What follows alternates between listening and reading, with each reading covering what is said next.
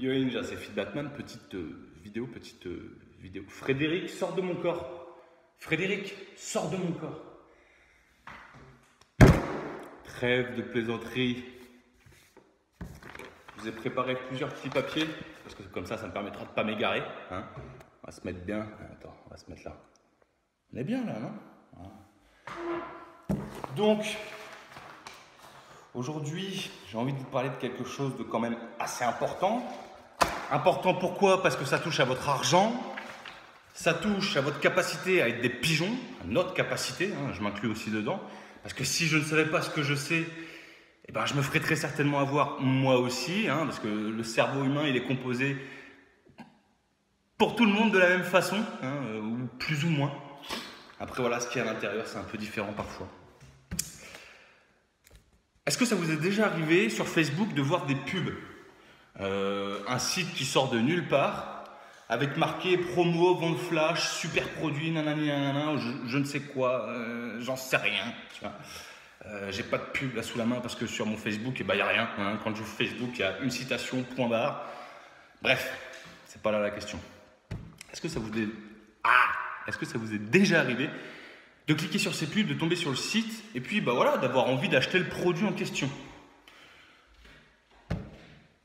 J'arrive. Voilà, donc aujourd'hui c'est de ça dont il va être question, des achats en ligne, de ces sites commerçants qui pullulent, c'est le cas de le dire, en ligne, qui n'ont que pour objectif de prendre votre salaire de diverses façons. Alors pourquoi je fais ça? J'ai noté, hein, comme ça je ne m'égare pas, parce que là tu vois je suis en train de dire des trucs que je n'ai pas notés. Je peux vite m'égarer. Pourquoi je fais ça? Premièrement, parce que ça me saoule clairement de voir des personnes que j'aime, de voir des personnes que j'apprécie se faire pigeonner. Voilà. Deuxièmement, je ne dis pas que c'est de l'arnaque. Attention, on va être clair là-dessus. Je ne dis pas que c'est de l'arnaque. Ce n'est pas parce que je vais remettre en cause certains sites internet que forcément ils vont juste prendre ton oseille et rien t'envoyer. Non. Leur objectif, c'est de faire du chiffre. Donc, s'ils ne t'envoient pas, tu ne reviens pas commander. Donc, voilà. Je ne dis pas que c'est de l'arnaque, loin de là. Juste qu'on vous prend pour des cons, qu'on nous prend pour des cons. Si je veux, et je l'ai déjà fait, je peux créer une boutique en quelques heures, balancer de la pub Facebook et faire du chiffre avant 20 h. C'est absolument pas un problème. L'homme est crédule. Énormément de boutiques se ressemblent. Je ne sais pas si tu l'as remarqué, énormément de boutiques sont limite identiques. Il y a juste des couleurs qui changent, il y a juste le nom de la boutique qui change. Des fois, tu peux même voir dans le lien en haut, c'est marqué .myshopify. Le mec n'a même pas eu la CB à côté de lui pour acheter un nom de domaine à 20 €. Le mec n'a même pas dépensé 20 €. Son seul objectif, c'est de te piller ton portefeuille. Point barre. Relativement au fait que ces boutiques se ressemblent toutes, ou pour la majeure partie, premièrement, il n'y a aucun esprit créatif. On en revient au donne ton argent. Deuxièmement, minimum d'investissement personnel. Le mec, voilà, paf, il prend le thème, hop, à la limite. Des fois, il y en a, ils achètent des thèmes tout préfaits. Comme ça, qu'on gagne encore plus de temps. Et j'ai pas 3 heures pour créer une boutique. Allez, hop, j'achète le thème Fly Shopify, je sais pas quoi là, et hop, c'est bon, je prends du pognon. Et puis voilà, on en revient, troisièmement, objectif, prendre ton cash. Le truc, c'est que tu veux toujours faire une bonne affaire. Tout le temps, tu es à l'affût de la bonne affaire, tu es à l'affût de l'article moins cher. Et je dis pas que tout le monde est comme ça. Moi, perso, il y a encore quelques années, je dépensais énormément d'argent. Je dépensais vraiment de la dépense. Je me prenais pas la tête. Je voyais un produit sur un site, je le prenais. J'allais pas aller à comparer. Il y a des gens, ils passent 4 heures à comparer. Mais on n'est pas là pour valoriser une personne par rapport à l'autre ou quoi que ce soit. Si tu vois ce que je veux dire, l'ego, on le prend, on en fait une petite boule et on essaie de le jeter assez loin pour pouvoir se libérer nous-mêmes. Donc je disais, le truc, c'est que tu veux tout le temps faire la bonne affaire. Tu veux tout le temps être sur le bon plan pour pouvoir te vanter auprès de tes potes que tu as fait une bonne affaire, que tu as fait un bon plan, pour te valoriser, pour te mettre bien, ça te satisfait. C'est comme si on te... Je vais peut-être le couper ça, ou pas. Et ils le savent très bien que tu veux faire une bonne affaire. Donc ils vont user de nombreuses stratégies pour te montrer que ce que tu fais, c'est une bonne affaire, pour faciliter ta rationalisation. Parce que on rationalise tous, avant, après, pendant l'acte, on rationalise tous. Quand tu viens d'acheter un truc, si tu le vois 10 minutes plus tard sur un autre site moins cher, tu te dis « Ouais, mais ce site, il a l'air moins sûr. Et puis, moi, mon site, je sais que je peux faire un retour. Et puis, voilà. » Tu vois ce que je veux dire? Quoi, Julien, tu frises? Non, c'est bon. Comment on reconnaît une boutique qui ne cherche qu'à te pigeonner? Premièrement, il y a énormément de boutiques qui vendent énormément de choses et des fois, c'est la même chose. Donc déjà, là, il y a un petit problème. Par exemple, on va prendre le cas d'Under Armour. Under Armour, tu peux retrouver leurs produits sur des grands sites. Iron, Zalando, par exemple. C'est du connu, reconnu. Ça ne sort pas de nulle part. Tu ne trouveras pas du Under Armour sur un site qui s'appelle Tomato Sucré ou je ne sais quoi. Premier truc à faire, Premier truc à faire, tu descends tout en bas de la page. Les mentions légales. Est-ce qu'il y a des mentions légales? Est-ce qu'il y a une politique de confidentialité? 20% des boutiques ne le font pas et les mecs ils y pensent pas, ils veulent juste le cash. On fait une fiche produit, on met un bouton d'achat, on met une petite image verified by Visa là. Hop, on va sur Google Images, image verified by Visa, hop, on prend, on la met dans le code du site internet, ça prend 3 minutes. Et les gens ils sont rassurés. Alors que c'est même pas un truc qui est généré automatiquement, c'est une image qu'on a venu importer nous-mêmes. Bref. Revenons-en au papier pour ne pas s'égarer. Donc, les mentions légales. Les mentions légales, tu peux prendre plusieurs sites qui te semblent douteux, cliquer sur mentions légales, tu verras que ce sont exactement les mêmes, ou presque, au mot près. À la limite, ce qui va changer, c'est le nom de la boutique. Des fois, ils n'ont même pas de déclaration CNIL. Alors, si tu as un Mac, tu fais commande F et tu tapes CNIL, tu vas voir si sur la page, il est écrit un code de déclaration CNIL. C'est obligatoire. Ce n'est pas juste une option. À partir du moment où tu gères des fichiers clients, c'est obligatoire d'avoir une déclaration CNIL. Tout simplement. Les mentions légales, pour en revenir à elles, comme je te disais, la plupart du temps, elles sont créées par un générateur. Le mec, il tape générateur mention légale, hop, copier-coller, je change ce qui est en rouge, je mets mon nom, point barre. Déjà, là, c'est un petit peu bizarre, étant donné que les mentions légales, elles sont censées être rédigées par un avocat. Tu ouvres le site de Under Armour, tu ouvres le site de Nike, qui ne vont pas du tout avoir les mêmes mentions légales, parce que ce n'est pas du tout la même personne qui les a rédigées. Ensuite, tu peux aller dans l'onglet « Qui sommes-nous » parce que si c'est un site qui veut faire de l'argent, il va te mettre un onglet « Qui sommes-nous » parce que ça rassure de savoir, en tout cas de croire savoir qui est derrière cette boutique. Et le truc qui revient extrêmement souvent, nous sommes une équipe de passionnés. D'accord ? Et quand tu vas sur la fiche produit, elle est où la passion? Il te parle de tissu en coton, acheté à tel prix, c'est soldé, tu payes moins cher et grâce à moi, tu fais une bonne affaire. À aucun moment, il te parle de « nous avons été sélectionnés ce coton dans des fabriques de coton au Pérou ou j'en sais rien ». Elle est où la passion? Elle est où la passion? À partir du moment où tu dis « je suis une équipe de passionnés », très bien, montre-nous la passion. Et généralement, c'est marqué « nous sommes une équipe de passionnés ». La plupart du temps, le mec, il est tout seul. Alors, c'est bien, tu es une équipe à toi tout seul. Je veux bien qu'on soit plusieurs dans notre tête, mais c'est pas pour autant qu'on peut se qualifier d'équipe. Alors, à ce compte-là, moi, je suis un commando à moi tout seul. Ensuite, comme je vous disais tout à l'heure, les logos Verified by Visa. Tape sur Google, va sur Google Images. Tu tapes Verified by Visa, tu vas voir que parfois, c'est exactement les mêmes images que tu peux retrouver sur les sites internet. Pourquoi? Parce qu'ils les prennent. Tout simplement. Et là, un truc qui est hyper gros, mais tu peux pas le savoir, c'est normal si tu ne le sais pas, c'est pas grave. On va pas te flageller, tu vois. Je suis là pour te le dire. Les pop-up, tu sais, la petite pop-up là qui s'ouvre quand dès que tu cliques sur le site, tu as 15 000 pop-up. Martin vient d'acheter un t-shirt dans le Nord-Pas-de-Calais. Justine vient d'acheter ce super bracelet. Faites comme elle, cliquez sur acheter. Premièrement, on s'en bat la race. On s'en fout totalement de savoir qui a acheté quoi. Mais ton esprit, lui, il se dit putain, moi j'ai pas envie de passer à côté d'une affaire. Ce site, c'est une affaire. Il faut que je clique, il faut que j'achète. Tu vois? On appelle ça la scarcity. L'objectif, Comme je te le dis, c'est de t'inciter à acheter. Et ce que tu ne sais peut-être pas aussi, et c'est pas grave, c'est que c'est le gérant même de la boutique qui crée ces pop-up, qui va dans son petit logiciel et qui dit bon, comment je vais l'appeler, Martin, on va mettre quoi comme ville? Sifour-les-Prés, tiens, c'est un vieux bled claqué. Je ne sais même pas si ça existe. Si, ça existe, je crois. Bref. Et voilà, il l'a créé lui-même, sa pop-up. Je peux te créer un site en 3 heures, faire comme si j'avais fait 500 000 ventes. C'est pas impossible. Qu'est-ce que j'avais marqué d'autre? Ah oui. Alors ça, c'est énormissime. Solde. Ça t'est déjà arrivé de voir sur un site internet le mot solde alors que c'est plus la période des soldes? Zalando, ils le font pas. Under Armour, ils le font pas. Nike, quand c'est plus les soldes, ils mettent pas le mot solde. À la limite, ils mettent en promotion, réduction, déstockage, trucs comme ça. Ils mettent pas le mot solde. Pourquoi? Pourquoi ils mettent pas le mot solde? Parce que c'est illégal, parce que c'est interdit. Quand c'est plus les soldes, c'est illégal de mettre le mot solde. Et pourquoi les sites douteux mettent le mot solde?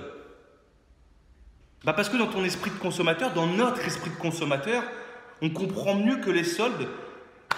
Faut y aller parce que quand c'est les soldes, des fois tu n'as pas ton produit, des fois il n'y a plus ta taille, donc il faut se presser. Scarcity. 90% de ces sites douteux, comme je les appelle, tu peux aller sur AliExpress. Tu le connais certainement, des fois même tu te dis oh c'est chelou, c'est des pages en chinois, des fois c'est mal écrit et tout. Ouais, mais si tu as envie de payer 10 fois plus cher, reste sur ton site douteux. Si tu as envie de vraiment faire une économie, va sur AliExpress. Je suis désolé de te l'avouer, mais les mecs, c'est ce qu'ils font. Ils font une page produit, mais ils se font même pas chier. Ils ont un logiciel qui permet de générer la page produit. Hop, ils vont sur AliExpress, ils ajoutent plein de produits. Hop, ils retournent sur leur logiciel, ajouter à ma boutique. Hop, c'est bon, c'est fait. Ils modifient un petit peu la description. Ils augmentent le prix, ils font un petit x5, x6, x8, x9, x10 parfois. Et toi, comme tu vois que c'est en réduction, en solde, qu'au lieu de 50 € par exemple, le produit il est à 20 €, tu sautes dessus, c'est normal. C'est normal. Qui ne le ferait pas, sans déconner? Qui ne le ferait pas? Alors que ce produit à 20 balles, le mec il le paye 1,30 €. Voilà. Là, il y a quand même des questions à se poser. Hein. Ça m'arrive encore moi-même souvent, des fois, de tomber sur des sites. Je vois un vêtement. Je me dis, tiens, c'est bizarre. Je sais très bien que ce vêtement est aussi sur AliExpress. Et tiens, c'est bizarre. C'est exactement la même photo. Il n'y a pas un souci là? Donc voilà, va sur AliExpress.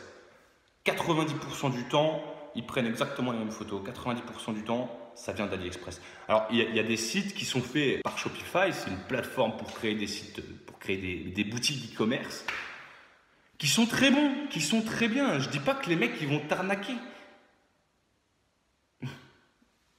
Ça a toujours existé, ça, d'acheter à quelqu'un pas cher pour leur vendre à quelqu'un d'autre plus cher. Mais à partir du moment où le mec, il n'a pas le produit, tu lui donnes ton argent, il prend ton argent, il va voir AliExpress. Et c'est AliExpress qui t'envoie le produit, mais on se fout de la gueule de qui, sans déconner? Alors c'est normal, c'est le commerce. Je ne suis pas du tout contre ça.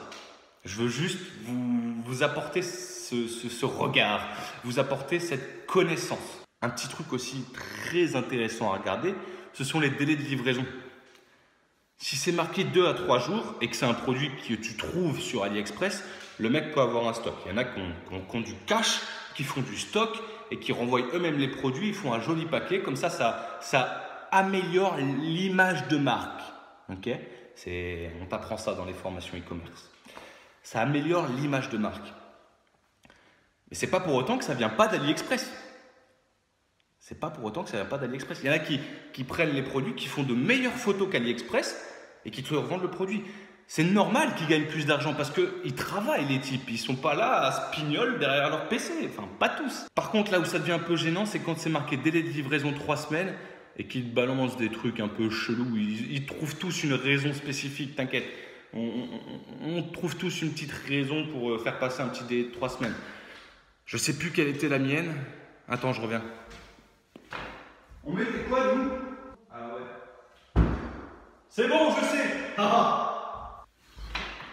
Moi, ce que je mettais, c'était que toute l'année, je mettais dû à une grande affluence et une petite équipe, il est possible que vous receviez votre colis sous 3 semaines. C'est même pas honnête, tu vois.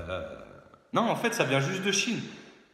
Toi, tu payes un truc 30 balles et tu reçois ton legging, par exemple, dans une vieille pochette plastique toute pétée avec marqué Jiangzhong Enterprise. What? J'ai envie de te dire. Comme je te le dis, j'avais une boutique. Pourquoi j'ai fait ça? Pourquoi j'ai créé une boutique? Premièrement, parce que je voulais tenter l'expérience. Il faut que tu sois le meilleur vendeur possible sur Terre.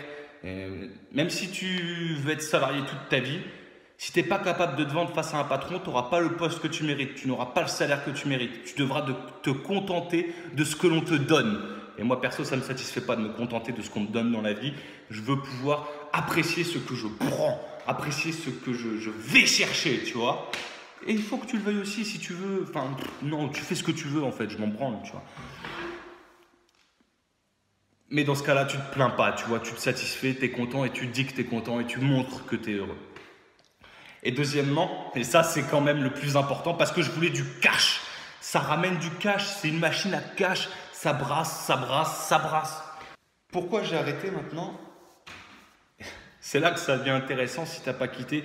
Parce que jusqu'à là, tu peux me prendre pour un mec hyper vénal qui veut juste te dépouiller. Et là, c'est la partie la plus intéressante. Et je l'ai mis à la fin parce que je me dis que les personnes qui sont vraiment intéressées, les personnes qui m'accordent, entre guillemets, on va dire, je ne sais pas comment je peux dire, de l'importance, disons, qui m'accordent du crédit, elles vont écouter jusqu'à la fin. Celles qui ne m'en accordent pas, elles ne vont pas écouter jusqu'à la fin, elles vont partir avec des hypothèses sur moi, elles vont partir avec des idées, des fausses idées.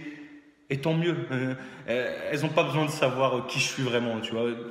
Pourquoi perdre mon temps pour elles? Non. Mais si toi, tu es là, encore là, ça ne veut rien dire. Mais si toi, tu es encore là, bah, c'est que tu veux savoir le fond du truc. Et je vais te le dire. Moi, j'ai arrêté premièrement parce que je trouve que c'est pas honnête à mon sens. Voilà. Je trouve pas ça honnête à mon sens que de prendre un truc à 1 euro à droite et de le donner à 50 euros à quelqu'un d'autre. Autant dire à la personne, bah écoute, tu me donnes 1 euro et je te donne le truc. Voilà, tiens, bah en fait, voilà, merci pour ton euro. Bah voilà, c'est là, c'est à 1 euro. Vas-y, va chercher. À la limite, tu vois, comment ça s'appelle, du apporteur d'affaires. Voilà, ça s'appelle apporteur d'affaires. Je trouve ça plus éthique, personnellement. Ça me regarde moi, personnellement. Deuxièmement, vendre de la merde pour faire du chiffre, c'est pas du tout mes valeurs. Et pas du tout mes valeurs. Ça me correspond absolument pas. J'ai horreur de ça.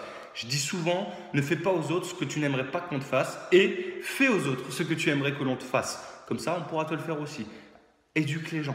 J'ai arrêté aussi parce que j'avais envie de dire à mes clients qui revenaient, parce que les clients étaient satisfaits, l'échange se passait bien, ils recevaient le colis dans les temps, le produit était correct, de bonne qualité, de bonne manufacture.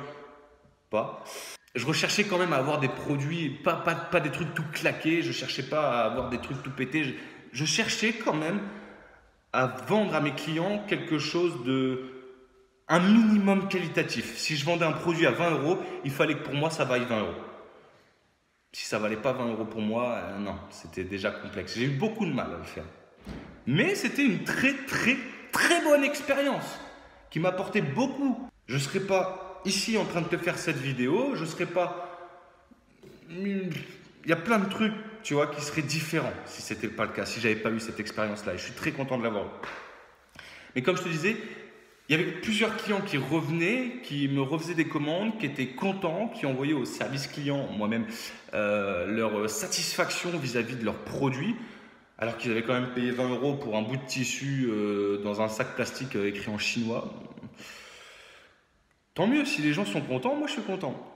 Mais le souci, c'est que j'avais envie, mais tu ne peux pas savoir à quel point j'avais envie de leur dire « va sur AliExpress ».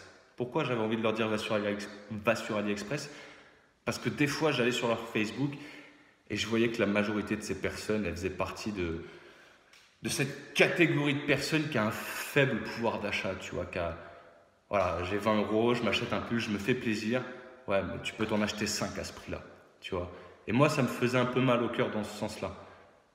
Je me disais, la meuf de 16 ans qui a demandé à ses parents de claquer la CB sur mon site, putain, ça peut être ma petite sœur, quoi. Ça me faisait chier.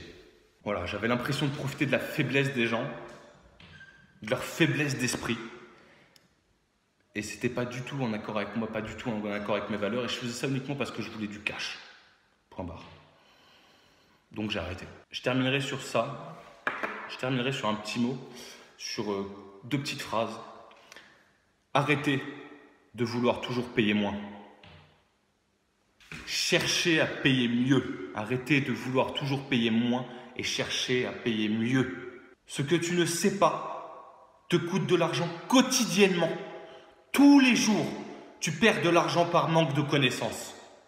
Tous les jours. Il n'y a pas de solde sur le savoir. Ciao, ciao.